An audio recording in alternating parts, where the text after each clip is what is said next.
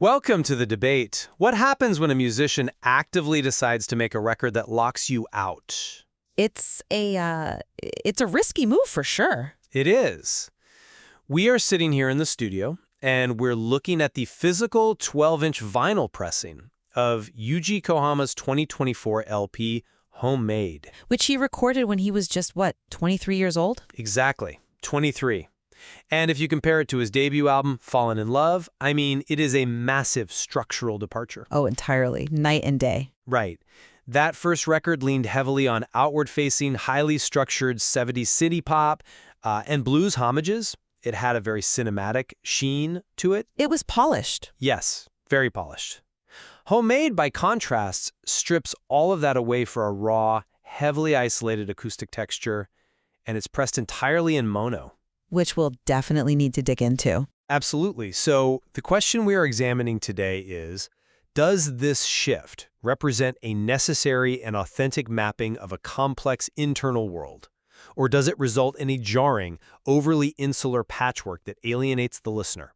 I will argue the former. And I respectfully disagree. Well, I see this record as not trying to be accessible. It is a strict, uncompromising documentation of a deeply internal state. By abandoning the polished 70s aesthetics, the kind we heard on tracks like The Aftertaste of Love from the debut Kohama, creates a localized environment to process his own psychological isolation. I look at the execution of that idea, though, and I come away with a completely different read. Let's be clear, abandoning accessibility doesn't automatically equate to meaningful documentation. It doesn't automatically, no, but... Right, and my position is that the stylistic shift on Homemade is so extreme that it becomes a disjointed collage of unfinished ideas. It works against itself. You really think it's unfinished? I think Falling in Love maintained a unified identity even when it was blatantly utilizing homages. You had tracks like Till the Day We Meet Again, which utilized the very structured B.B. King-style B minor electric blues arrangement. Sure, it was recognizable. It held together. Homemade lacks that structural integrity. The insularity is so thick it actively pushes the audience away, resulting in a record that is frankly exhausting to navigate. I understand the frustration with navigating it, but let's look at what is actually being navigated here. You are evaluating its structural integrity, but the subject matter of this album is emotional disintegration. Disintegration, sure, but you still need a song structure. Well, you can't cleanly map a fractured mind. Take the treatment of loss. Look at the opening track on side 1, Shut the Lid Down. The context here is crucial. This track is dealing with the death of his dog. A beagle, right? Max? A beagle named Max, who died 3 years prior to these sessions. You can actually see the blurry photograph of Max trotting down a street in Omatasundo, right here on the back cover. Right, it's just a raw, unpolished snapshot. Exactly. And lyrically, the song doesn't process the grief outwardly. It deals entirely with suppression. He explicitly writes about hiding his sadness, repeatedly mentioning sweeping his troubles under the carpet. Which is a very internal way to handle it. Yes. But the fascinating part is the musical arrangement. If you are writing a song about a dead pet, the standard convention is, a somber acoustic dirge. Something slow, plucked strings. Right. But Kohama doesn't do that. He employs this distinctly upbeat Beatles-style arrangement. It explicitly mimics the structural optimism of Getting Better. Wait, I'm struggling with that logic. How so? You are saying that writing a song that sounds entirely disconnected from its emotional reality is somehow good communication? I am. To me, that creates total emotional dissonance. Let me frame it in a more physical way, then. You know that feeling when you run into an acquaintance right after you've experienced a personal tragedy? Sure. And they ask how you're doing? You don't want to explain the grief, so you put on this huge, manic smile and go, "Never better," just so they stop asking questions. Okay, yeah, the defensive reflex. Right, it's an internal coping mechanism. That is exactly what Shut the Lid Down sounds like. Using a cheerful, major-key pop arrangement to actively mask unresolved pain maps the cognitive dissonance of grief perfectly. I see the theory there, but the execution fails because that dissonance completely seals off the internal world from the external observer. Seals it off? Yes. In Falling in Love, loss was traded as a shared, communicative experience. Even when it was sad, it was reaching out to the listener. Here, the grief is buried so deeply beneath that falsely upbeat arrangement that it creates an emotional flatline. I wouldn't call it a flat line. I think the physical packaging proves my point, actually. On the debut, the cover was a direct hand-painted portrait of a girl with a heart on her cheek. She was looking right at the viewer. Now, flip over that copy of Homemade you have. Look at the front cover. Well, it's the Madaba mosaic map of Jerusalem. Exactly. A literal 6th century historical artifact. And what is it physically? It's a mosaic. It is a fragmented, jagged mosaic. From a distance, it is exceedingly difficult to parse. You have to squint and strain just to figure out what you are looking at. That's the nature of mosaics. Right, but the choice of this cover art isn't just an aesthetic quirk. It's a warning label for the album's core flaw. The emotion is so heavily mediated by these localized, disconnected tiles of thought that the broader picture is completely lost. The grief isn't documented.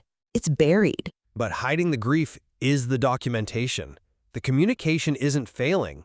The communication is the denial itself. Denial doesn't make for an engaging listen. The music sounds like getting better because that is the specific lie this 23-year-old is telling himself in that exact moment. Omotono Sando photograph of his dog on the back and the relentlessly upbeat vocal delivery on the record, that friction is the entire point.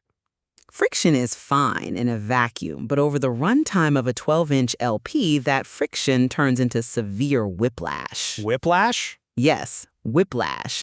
Let's talk about the actual track list, because the production choices here feel jarringly disconnected. If we are tracking the musical arrangements, it's chaotic. Flip to side 2. You have Pelican. It has a very heavy bass mix. Heavy is an understatement. The bass is mixed louder and more aggressively than anywhere else on the album. It's accompanied by this heavily distorted, overdriven guitar solo. It's a very physical sound. It's abrasive. It shakes the room. And then, without any logical transition, it is immediately followed by Pied Valley, which is a sparse, traditional folk arrangement. That stark contrast is intentional. It doesn't feel intentional when you look at the origins of the songs. Pied Valley is essentially a patchwork of rejected lyrics originally written about Zashi Gaya. They're older lyrics, yes. So we slam from heavy, distorted rock to a recycled acoustic folk song. And to further emphasize the disjointed nature of the sequence, the very next track is Pregnant Froggy. Which is the English translation of a Mafu Mafu cover. Right, but crucially, Kohama recorded that cover before the first album even existed. It's an archival recording. Exactly. He pulled an old, archived audio file and slotted it into the supposedly hyper-focused documentation of his current 23-year-old mental state. That doesn't read as a deliberate psychological landscape. It reads like an artist emptying out his hard drive. The stylistic leaps undermine any cohesive thesis. I'm not convinced by that critique, mostly because you are evaluating Homemade using the criteria of a traditional studio pop album. Well, I'm evaluating it as a listening experience. You want smooth transitions between tracks. But let's go back to your observation about the Madaba mosaic map on the cover. You rightly pointed out that it is made of jagged, disparate tiles. The album's sequencing is supposed to be a jagged mosaic. A mosaic still needs mortar, though. Does it? It needs mortar to hold the tiles together. Otherwise, it's just a pile of broken glass. And a mortar here is the specific production constraint. Look at the center label of the vinyl. The entire album is pressed in mono at 33 1/3 RPM. Right, mono. For listeners who might not spend time dissecting audio engineering, mixing in mono is a massive physical constraint. In a standard stereo mix, you have a wide sound stage. You can put the drums on the left, the guitar on the right, the vocals in the center. It gives the instruments room to breathe. Exactly. It creates a three-dimensional room. Mono takes all of those instruments and crams them into a single central channel. It hits you right in the center of your forehead. It physically creates a claustrophobic, closed-off sound. I understand how mono works, but how does that fix a bad track list? Because it forces all of these disparate, stylistic experiments into the exact same claustrophobic sonic space. So it's unified by being equally crushed? Yes. He jumps wildly between styles. On Just the Thing Out of Everything, he is doing this heavy Jimmy Page-style acoustic strumming. Then on Males and Females, he switches to a literal locomotion drum rhythm. Completely different eras of music. Right, But because of the uniform lo-fi mono processing, the Jimmy Page homage and the 60s pop rhythm don't sound like they belong to different eras or different studios. They sound like they are playing on the same worn-out radio inside the same closed room. Slapping a lo-fi mono filter over an archived hard drive dump doesn't conceptually integrate a track like Pregnant Froggy into a new work. It just makes it sound worse. It integrates it if the concept of the work is the totality of his internal isolation at that specific time. I'm not buying that. Think about it. If he is locked in his room looking at old audio files, remembering Zashigaya, remembering the dog in Omatasando, and then playing a heavily distorted bass line on Pelican just to feel something physical, that is the landscape. The Madaba map contains completely different buildings and topographies, all flattened into 2 dimensions. The mono mix is the 2-dimensional flattening of his disparate influences. But flattening disparate influences is one thing. Completely shutting the audience out through hyperspecificity is another. And this is where the album truly loses me. You're talking about the lyrics now. Yes, the lyrical choices have become so deeply coded that they risk making the record completely impenetrable. Let's unpack that. You find the lyrics here more impenetrable than the debut? Undoubtedly. Contrast the storytelling. On Falling in Love, we had the track Koiste Korashite Toshitote, which translates very naturally to falling in love, living together, growing old. A classic. Look at the mechanics of that song. The lyrics follow a clear, universal 3-part logic. It explores the hesitation of young love, the physical distance created by aging, and the ultimate acceptance of growing old together. It's very relatable. Exactly. It invites the listener to project their own experiences onto the narrative. It relies on shared human milestones. It is definitely a more accessible, traditional pop narrative. Now, look at the closing track of the second album, the title track, Homemade. Okay. This is a 6-minute acoustic song explicitly dedicated to a graduating VTuber, Minato Aqua. He did mention in his interviews that he was a fan and, she was retiring on the same day the album was released. Exactly. And to compound the insularity of dedicating a 6-minute acoustic track to a virtual internet personality, he includes these mumbled background ad-libs during the song. The off-mic vocals? Yes. They aren't even printed on the inner sleeve lyrics. If you listen closely, he is mumbling lines from the Rolling Stones song, Sweet Virginia. Ah, right. Specifically the line, drop your reds and greens and blues. So let's look at the physical reality of this track. You have an acoustic ballad about a VTuber, layered with uncredited mumbled references to a 1972 Stones track about substance use. Why? You don't think it coheres? This doesn't function as a cohesive artistic statement. It reads like a hyper-niche inside joke. He is trading the universal connection of living together, growing old for an uncompromising self-indulgence. I hear the frustration there, and the contrast between those 2 tracks is stark. But let me push back on the idea that this is just self-indulgence. How is it not? I argue that this hyperspecificity is exactly what makes Homemade analytically valuable. It is an uncompromising commitment to documenting his exact mental state on August 28, 2024. A very narrow focus. Furthermore, I think we are romanticizing the accessibility of the first album while ignoring that Kohama was already playing with subversive, hidden meanings. He was already hiding things from the audience. Where? The first album is notoriously straightforward in its blues and pop homages. The musical homages are straightforward, sure, but the lyrical intent was already fracturing. Take the track Lingering Scent from the debut No Korige in the original Japanese. Okay, yes. Musically, it operates as this pleasant, tropical-infused pop song. It has a large band arrangement, a bright piano. It's very breezy. Right. But lyrically, it deals with these slightly obsessive, almost perverted themes of human nature. He is singing about the lingering scent of sweat, the smell of deep-brewed coffee, the hidden desire to possess someone entirely. Yes, but lingering scent still operates within the bounds of a recognizable trope. Obsessive love is a standard blues convention. It is, but Kohama explicitly noted in his commentary that the song was a deliberate play on the more unsavory elements of human nature disguised by a bright arrangement. A disguise, right? The instinct to hide complex, highly localized psychological impulses beneath musical structures was already there. Homemade simply strips away the polished tropical veneer. He no longer feels the need to disguise his fixations to make us comfortable. So he just dumps them on us? If he is mourning a beagle, he writes about sweeping it under the carpet. If he is fixated on a graduating VTuber, he writes homemade and mumbles Stones lyrics off mic. He is prioritizing analytical truth over listener comfort. But at what cost? I mean, if we agree that the map metaphor holds, a map that only the cartographer can read is objectively useless to everyone else. Not to the cartographer.